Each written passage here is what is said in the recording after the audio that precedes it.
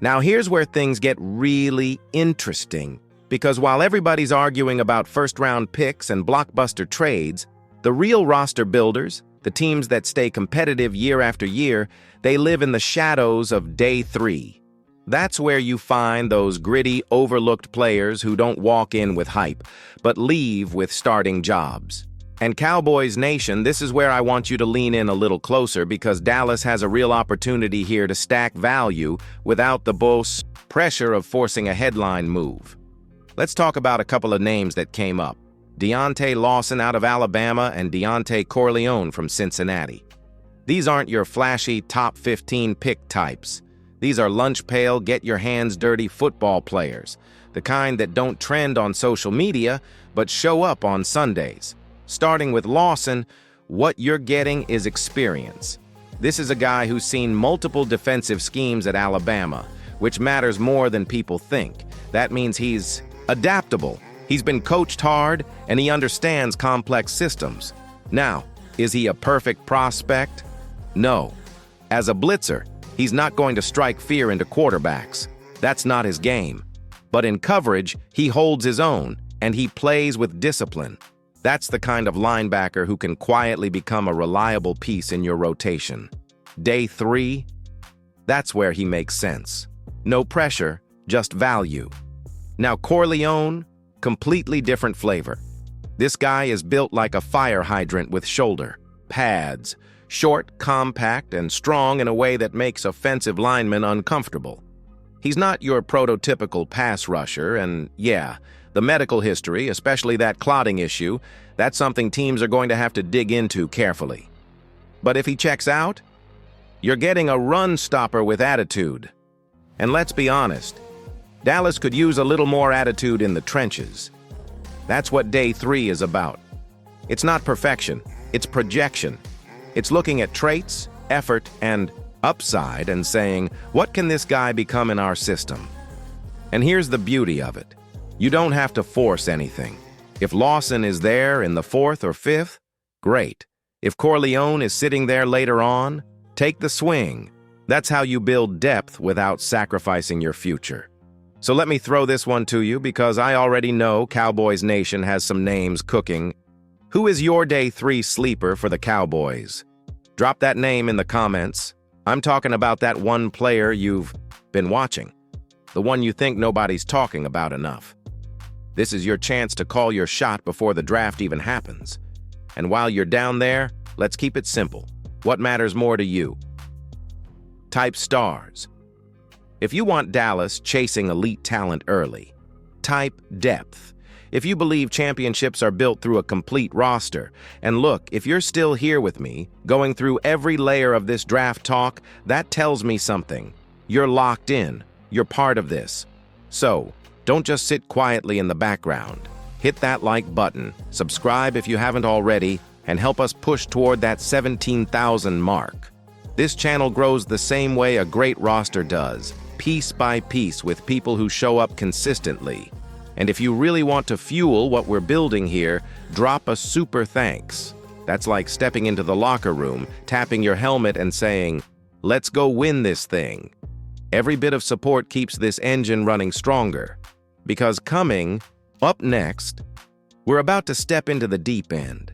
Big trades, big risks, and the kind of decisions that can either make Dallas a contender overnight or set them back if they get it wrong. All right, now we step into the danger zone.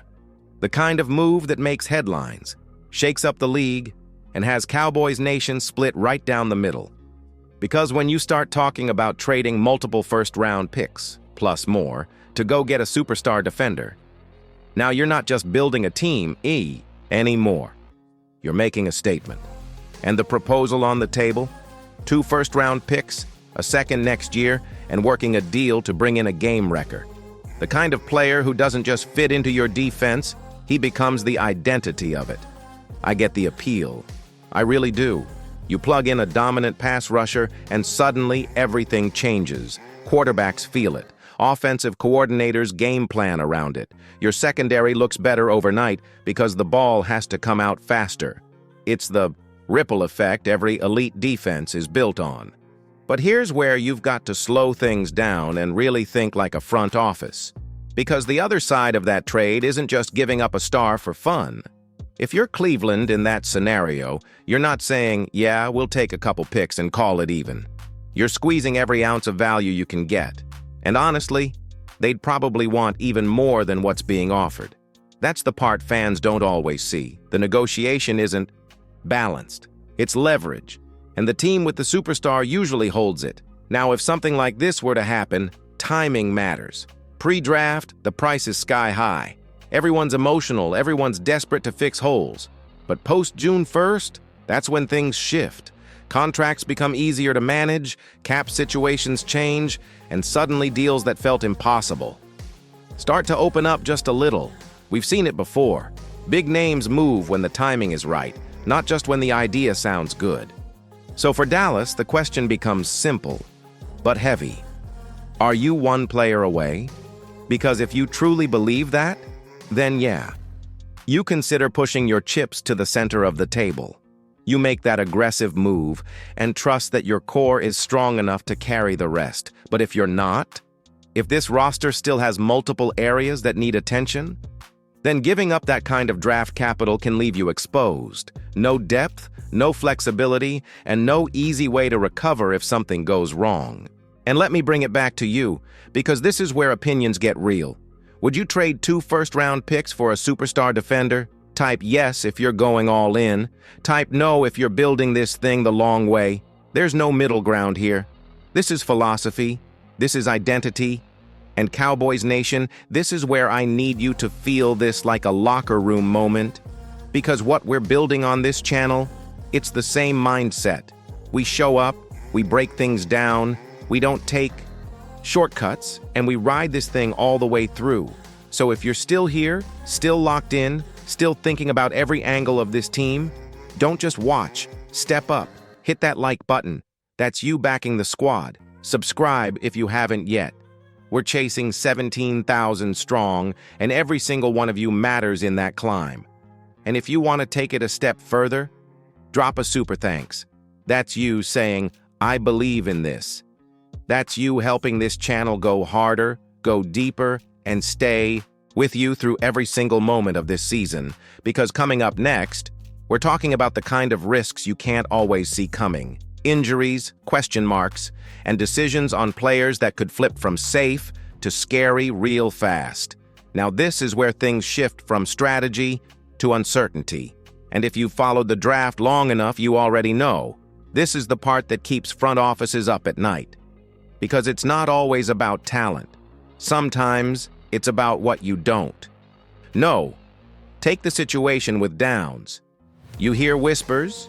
Maybe there's a knee concern, maybe something about a meniscus, maybe even talk about something potentially degenerative, and just like that, a top prospect suddenly comes with a question mark attached.